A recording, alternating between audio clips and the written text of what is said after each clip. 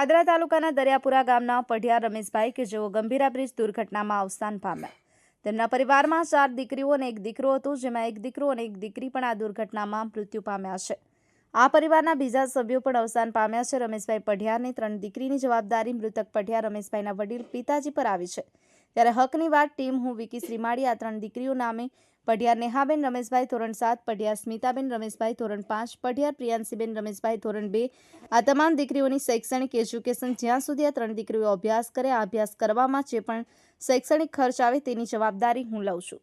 Bureau report, Vande Mataram news Gujarat. Ramesh સત્ય.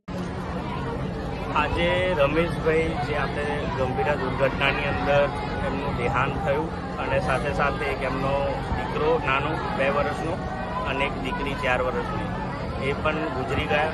અને રમેશભાઈને આમ જોવા જઈએ તો 4 દીકરીઓ હતી અને 4 દીકરીઓ પૈકી 1 દીકરી અને એક દીકરો એ એમની સાથે જ આ દુર્ઘટનામાં અકસ્માતમાં મૃત્યુ પામ્યા છે.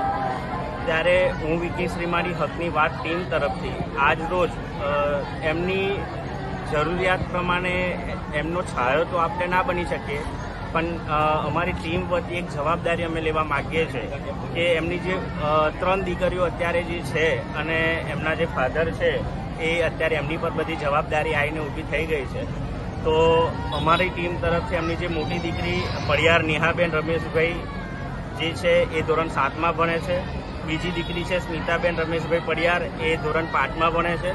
અને ત્રીજી દીકરી છે પઢિયાર પ્રિયાંશીબેન રમેશભાઈ, એ ધોરણ 2માં ભણે છે. તો આ દીકરીઓ જ્યાં સુધી તેમને ભણવું હશે તમામ જવાબદારી પ્રમાણે જેટલું એમને શિક્ષણની જરૂર હશે, શિક્ષણમાં જેટલો પણ ખર્ચો થતો હશે એ તમામ ખર્ચો હું વિકી શ્રીમાળી અને મારી ટીમ હકની વાતની ટીમ જ્યાં સુધી એ દીકરીઓ 3 ભણશે એ તમામ શૈક્ષણિક ખર્ચો અમે ઉઠાવીએ છીએ. અને અમે એમને એક અત્યારે હૂફ આપીએ છીએ અને જ્યાં સુધી આ દીકરીઓને અમારાથી જેટલી પણ મદદ થતી હશે એટલી તો કરીશું જ. સાથે સાથે શૈક્ષણિકનો તમામ ખર્ચો આ 3 દીકરીઓનો હું વિકી શ્રીમાળી ઉઠાવું છું. દાદા, આ મારું એડ્રેસ અને મારું એ છે, બરાબર? કંઈ પણ હોય, બરાબર? આ તમારા નહીપતભાઈ તો ઓળખે જ છે.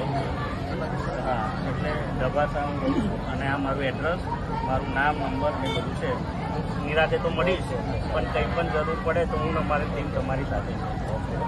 Thank you sir. નહીં બંધ કરી